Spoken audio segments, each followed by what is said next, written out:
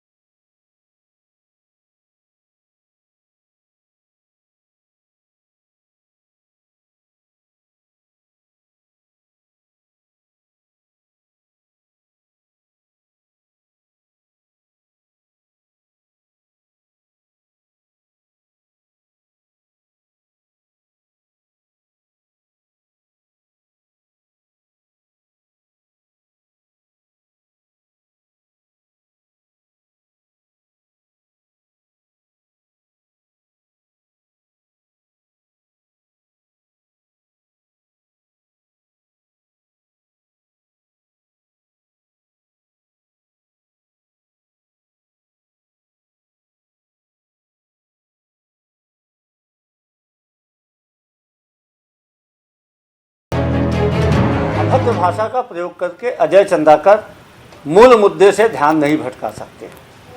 कांग्रेस ने रमन सरकार के ऊपर 1 लाख करोड़ रुपए के भ्रष्टाचार के प्रमाणिक आरोप लगाए हैं और हमने प्रधानमंत्री जी से मांग की है कि छत्तीसगढ़ के नान घोटाला, छत्तीसगढ़ के चिटफंड घोटाला, छत्तीसगढ़ के शराब घोटाला जो रमन सरकार के समय हुआ था, छत्तीसगढ़ के गौशाला घोटाला, पनामा पेपर वाले अभिषेक सिंह, इन सारे मामले जिनमें कि सीधे सीधे मनी लॉन्ड्रिंग हुई है, इसकी प्रधानमंत्री जी ईडी से जांच कराएं। दरअसल अजय चंद्राकर भी 15 साल की उसी लूट गिरोह के सदस्य रहे हैं, तो उनका बचाव करना स्वाभाविक है, क्योंकि वे भी अली बाबा 40 चोर के प्रमुख हिस्सा थे। रमन सिंह जी के जो 1 लाख करोड़ का भ्रष्टाचार हुआ है, उसके जिम्मेदारी और उसके छींटे अजय चंद्राकर के भी दामन पे हैं।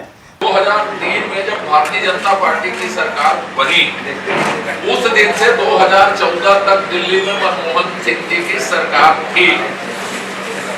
तब ये क्या ताली बजा बजा के नाच रहे थे क्या? सो रहे थे क्या?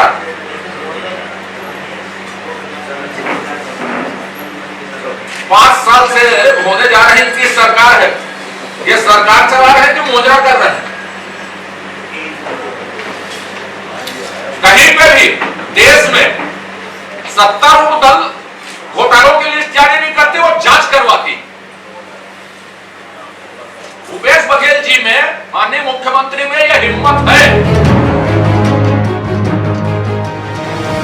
बीजेपी द्वारा कथित आरोपों को लेकर प्रदेश कांग्रेस संचार विभाग के प्रमुख सुशीष आनंद शुक्ला का बयान आया। अभद्र भाषा का प्रयोग कर अजय चंद्राकर मूल उद्देश्य से ध्यान नहीं भटका सकते। कांग्रेस ने पूर्व रमन सरकार पर 15 साल में 1 लाख करोड़ के घोटाले का आरोप लगाया, प्रमाणित आरोप लगाए हैं और इसकी जांच की मांग प्रधानमंत्री से की है। छत्तीसगढ़ के नान घोटाला, चिटफंड घोटाला, शराब घोटाला, गौशाला घोटाला, पनामा घोटाला बीजेपी शासन काल में हुआ, उसकी जांच की मांग हम प्रधानमंत्री नरेंद्र मोदी से करते हैं। उनका बचाव करना बीजेपी नेताओं का स्वाभाविक है। अलीबाबा 40 चोर के प्रमुख हिस्सा थे, उसका छींटा अजय चंद्राकर के दामन पर पड़ता है।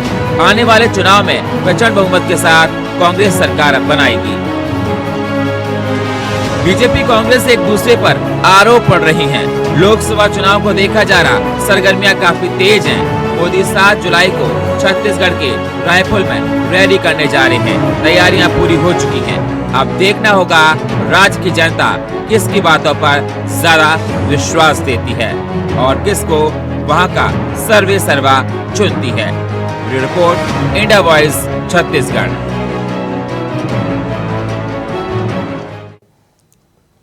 प्रधानमंत्री नरेंद्र मोदी शुक्रवार को रायपुर दौरे पर रहेंगे। जहां साइंस कॉलेज मैदान में एक कार्यक्रम को संबोधित भी करेंगे, जिसका बीजेपी के नेताओं ने निरीक्षण किया है। इसमें पूर्व सीएम रमन सिंह ने कहा है कि प्रधानमंत्री नरेंद्र मोदी कल रायपुर आ रहे हैं। प्रधानमंत्री क्षेत्र की जनता को संदेश देंगे।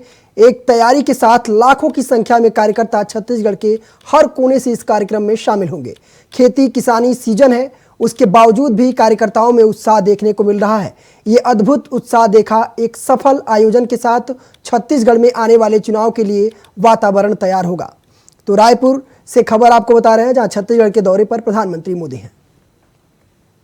माननीय प्रधानमंत्री जी का 7 तारीख का कार्यक्रम और उसी मंच में आज हम खड़े हैं, जहां माननीय प्रधानमंत्री जी देश को संबोधित करेंगे, छत्तीसगढ़ की जनता को संदेश देंगे और एक व्यापक तैयारी के साथ लाखों की संख्या में कार्यकर्ता छत्तीसगढ़ हर कोने से आ रहे हैं। बस्तर से लेकर सरगुजा तक सावन का माह, किसानी का अवसर और उसके बाद भी कार्यकर्ता दुगने उत्साह के साथ लगे हैं। मुझे लगता है कि ये सभा जनता के बीच, कार्यकर्ताओं के बीच अद्भुत उत्साह देगा और एक सफल आयोजन के बाद छत्तीसगढ़ में आने वाले चुनाव के लिए एक वातावरण तैयार होगा। खबर रायपुर से है, जहां पीएम मोदी की सभा स्थल का जायजा लेने बीजेपी नेता ओम माथुर पहुंचे। दरअसल कल प्रधानमंत्री नरेंद्र मोदी रायपुर के दौरे पर रहेंगे। इस दौरान पीएम मोदी साइंस कॉलेज मैदान में एक जनसभा को भी संबोधित करेंगे। इसके साथ ही प्रदेश को करोड़ों की सौगात भी देंगे। प्रदेश अध्यक्ष अरुण साव, पूर्व मुख्यमंत्री रमन सिंह, सह प्रभारी नितिन नवीन भी इस कार्यक्रम में मौजूद रहेंगे। तो रायपुर से खबर है, जहां रायपुर के दौरे पर प्रधानमंत्री मोदी आ रहे हैं। प्रदेशवासियों को बड़ी सौगात भी देंगे प्रधानमंत्री, जिसका प्रदेश प्रभारी ने कार्यक्रम स्थल का जायजा भी लिया है। साइंस कॉलेज मैदान में ये प्रधानमंत्री मोदी का कार्यक्रम है।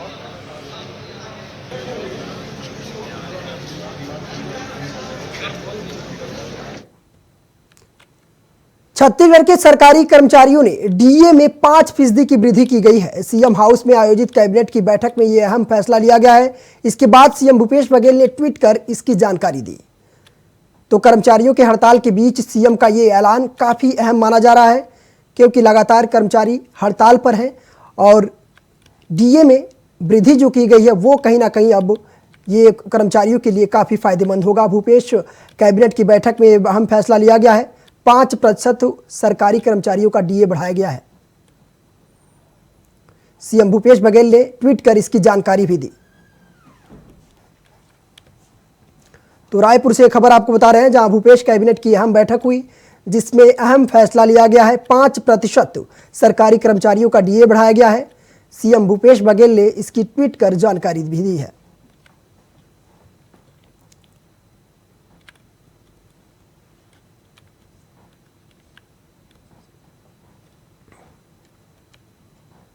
केंद्रीय स्वास्थ्य मंत्री डॉक्टर मनसुख मंडाविया ने राजधानी रायपुर के एम्स हॉस्पिटल में 100 करोड़ की सर्व सुविधा युक्त क्रिटिकल केयर यूनिट का शिलान्यास किया।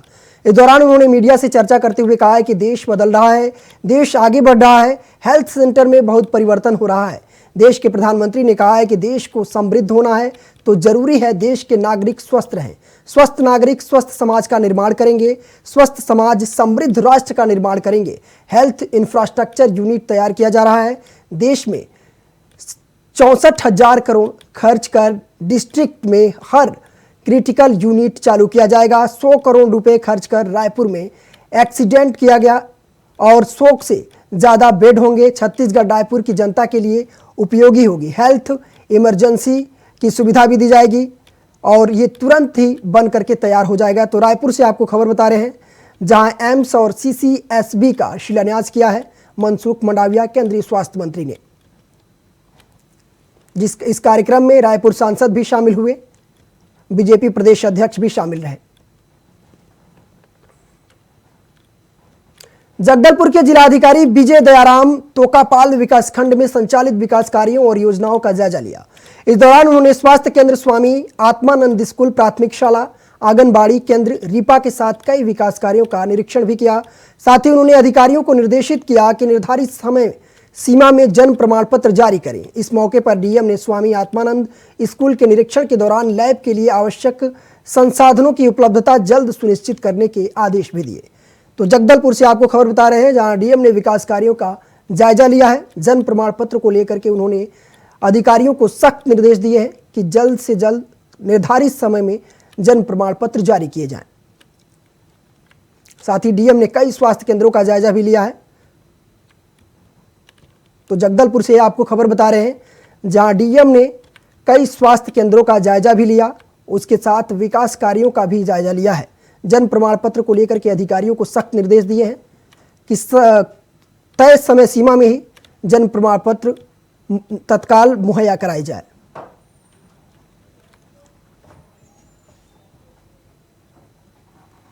तो जगदलपुर से आपको खबर बता रहे हैं, जहां पर डीएम ने विकास कार्यों का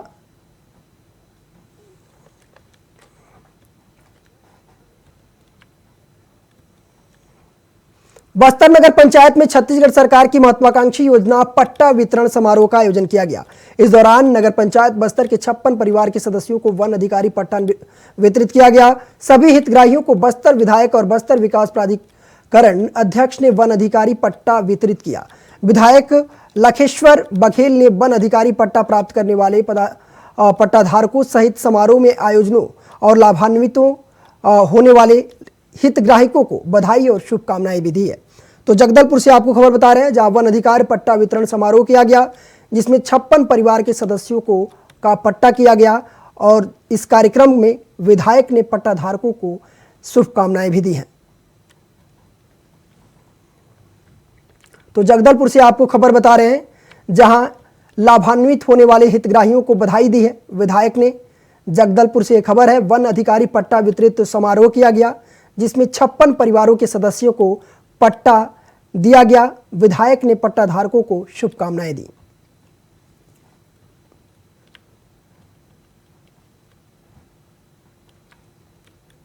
तो जगदलपुर से खबर है, जहां वन अधिकार पट्टा वितरण समारोह हुआ है। पिता स्वर्गीय खस्तूराम जी। छत्तीसगढ़ के कांकेर और जगदलपुर में एसीबी की टीम ने गुरुवार सुबह एक साथ छापा मारा। ये कार्रवाई छत्तीसगढ़ पाठ्य पुस्तक निगम के पूर्व जीएम अशोक चतुर्वेदी और उनके वीओ दामाद राजेश उपाध्याय के आवास पर चल रही है। ससुर दामाद दोनों पर आय से अधिक संपत्ति का आरोप है। इस मामले में आरोपी अशोक चतुर्वेदी लंबे समय से फरार चल रहे थे। एसीबी टीम ने उन्हें आंध्र प्रदेश के गुंटूर जिले से गिरफ्तार किया है। तो शिक्षा विभाग के अधिकारी के घर छापा मारा गया है। शिक्षा विभाग के अधिकारी के घर छापा मारा गया है। एसीबी की टीम ने छापा मारा है और जांच कर रही है उनके घर के अंदर आय से अधिक संपत्ति के मामले में। टीम ने अशोक चतुर्वेदी को गिरफ्तार भी कर लिया है। तो अशोक चतुर्वेदी फरार चल रहे थे लंबे समय से, जिन्हें आंध्र प्रदेश से पुलिस ने गिरफ्तार कर लिया है। आंध्र प्रदेश के गुंटूर जिले से गिरफ्तार किया गया है। शिक्षा विभाग के अधिकारी के घर एसीबी की टीम ने छापा मार रही है। लगातार छापा ये सुबह से ही चल रही है आय से अधिक संपत्ति के मामले में।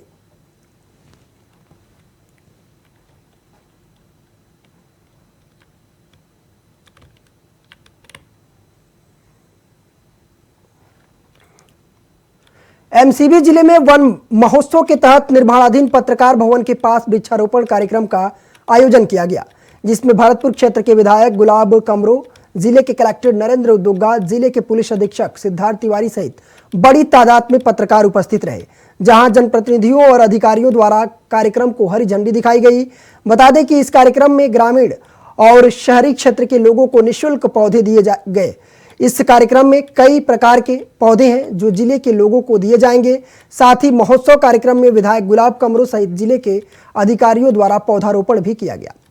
तो मनेन्द्रगढ़ से आपको खबर बता रहे हैं, जहां वृक्षारोपण कार्यक्रम किया गया, जिस कार्यक्रम में लोगों ने बढ़ चढ़ करके हिस्सा भी लिया है और सभी लोगों को निःशुल्क पौधे भी दिए जाएंगे। तो वृक्षारोपण कार्यक्रम किया गया है मनेन्द्रगढ़ में। कार्यक्रम में लोगों को दिए जाएंगे निःशुल्क पौधे।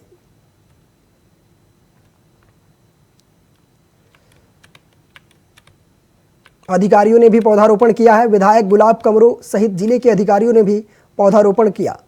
साथ ही महोत्सव कार्यक्रम में विधायक भी मौजूद रहे, अधिकारी भी मौजूद रहे। कार्यक्रम में कई प्रकार के पौधे हैं जो जिले के लोगों को दिए जाएंगे।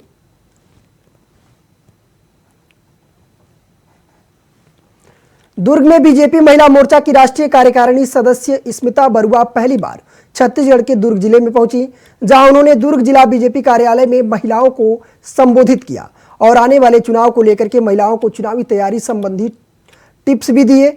इस दौरान मीडिया से बातचीत के दौरान उन्होंने कहा है कि जिस तरीके से देश में बीजेपी सरकार काम कर रही है उससे पूरे विश्व में भारत का नाम हो रहा है और आने वाले समय में भारत और तेजी से विकास करेगा। इस दौरान उन्होंने अपने अपने क्षेत्र में अच्छा कार्य कर रही महिलाओं का सम्मान भी किया। तो दुर्ग से आपको खबर ये बता रहे हैं, जहां दुर्ग दौरे पर रही स्मिता बरुआ बीजेपी महिला कार्यालय में बैठक की और महिलाओं को चुनावी तैयारियों से संबंधित टिप्स भी दिए। उन्होंने कहा कि आने वाले समय में भारत तेजी से विकास करेगा, पूरे विश्व में भारत का सम्मान हो रहा है।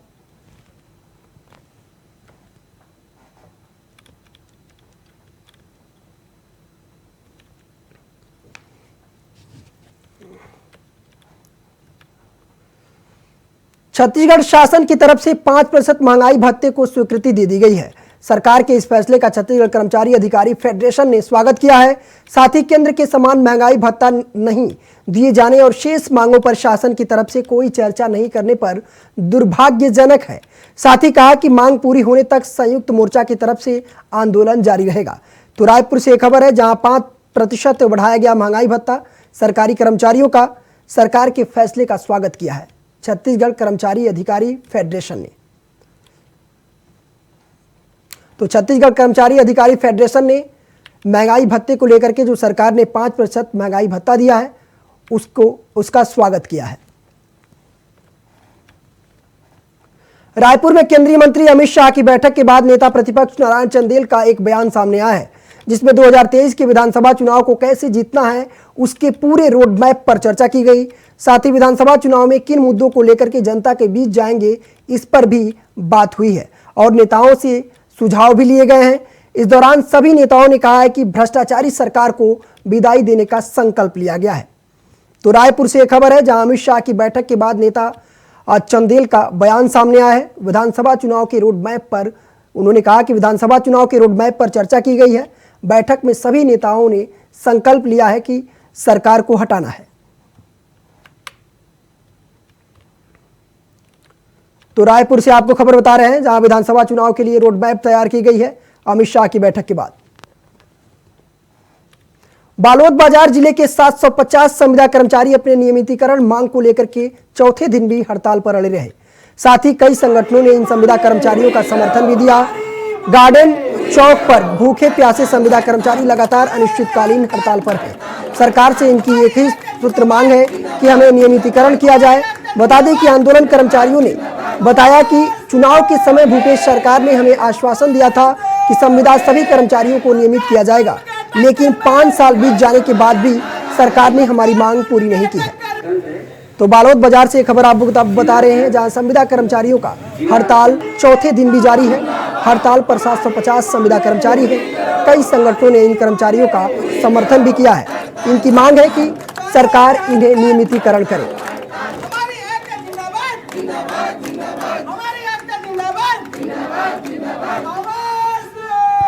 तो लगातार अपनी मांगों को लेकर के दुर्ग में सर्व अनुसूचित जाति वर्ग द्वारा एक दिवसीय धरना प्रदर्शन किया गया, जिसमें समाज की एक सूत्रीय मांग रही कि सरकारी विभागों में जिस तरीके से समाज का जाति प्रमाण पत्र बनाने में अधिकारी हीला हवाली कर रहे हैं, उससे समाज के छात्र छात्राओं और लाभान्वित वर्ग को काफी दिक्कतों का सामना करना पड़ रहा है। धरना प्रदर्शन कर रहे नेताओं ने कहा है कि मुख्यमंत्री भूपेश बघेल द्वारा अपने चुनावी घोषणा पत्र में इसके सरलीकरण की बात कही गई थी। 4.5 साल बीत जाने के बाद भी निराकरण नहीं किया गया, जिससे समाज में काफी आक्रोश है। समाज के लोगों ने मुख्यमंत्री से इस मामले पर तत्काल निराकरण करने की मांग की है। तो दुर्ग से आपको खबर बता रहे हैं, जहां अनुसूचित जाति वर्ग ने प्रदर्शन किया है। जाति प्रमाण पत्र को लेकर के प्रदर्शन किया। अधिकारियों पर हीला हवाली का आरोप भी लगाया है। इन लोगों ने सीएम से निराकरण की मांग की है। छत्तीसगढ़ के राजस्व मंत्री जय सिंह अग्रवाल ने एससीसीएल की कॉलोनियों का दौरा किया। कॉलोनियों की बदहाल स्थिति को लेकर के जिम्मेदार अधिकारियों की जमकर लताड़ लगाई है। राजस्व मंत्री ने कहा है कि जल्द से जल्द इन इलाकों के झलातों को ठीक किया जाए। और आपको बता दें कि SCCL की सुभाष ब्लॉक और ऑफिसर कॉलोनी का निरीक्षण करने के दौरान कंपनी के अधिकारी साथ थे। मंत्री ने कहा है कि ये वाटर ATM क्यों खराब है। उन्होंने कहा है कि कोरबा से 1 अरब का व्यवसाय करने के बाद भी SCCL कंपनी कहां से हालात बेहतर नहीं कर पा रही है। SCCL सुभाष ब्लॉक और ऑफिसर कॉलोनी दोनों जगह आज हमने दौरा किया तो यहाँ जगह जगह कचरे के ढेर लगे हुए हैं। मकानों के जो कर्मचारी रहते हैं उनकी दुर्दशा देखने को मिली। कहीं प्लास्टर गिर रहा है, कहीं छज्जा गिर रहा है। लोगों का जो जीवन यापन है वो खतरे में है। इसके साथ साथ ATM जो देखे हमने, वाटर ATM, वो लाखों रुपए की लागत से बनाया गया, 4 साल से बना हुआ है, लेकिन उसको स्टार्ट आज तक नहीं किया गया, वो खंडर स्थिति में है। SLR सेंटर में आए तो यहाँ ताला लगा हुआ मिला। रायपुर में क्राइम को लेकर के नेता प्रतिपक्ष राज्य की कांग्रेस सरकार पर तमाम सवाल खड़े कर रहे हैं। जागीर चांपा के अलकतारा में हुए घटना को लेकर के काफी नाराजगी जाहिर की है। नेता का कहना था कि कांग्रेस काल में प्रशासन का राजनीतिकरण और राजनीति का आपराधिकरण हो गया है। सरकार क्राइम को रोकने में बिल्कुल विफल दिखाई दे रही है। तो रायपुर से आपको खबर बता रहे हैं जहां नेता प्रतिपक्ष ने कानून व्यवस्था पर सवाल खड़े किए हैं। कांग्रेस काल में राजनीतिकरण और अपराधीकरण हो गया है।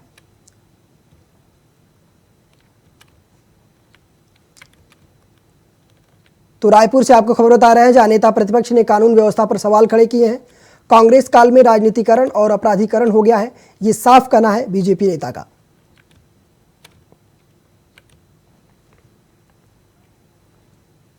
चांपा जिले के अकलतरा नगर में फिर से एक बड़ी घटना हुई। युवक कांग्रेस के एक बहुत सक्रिय कार्यकर्ता विजय यादव ने वहां पर एक गरीब महिला जो स्कूल में काम करती, उसके ऊपर चाकू से गंभीर रूप से वार किया और उस महिला की हालत अत्यंत ही चिंताजनक है।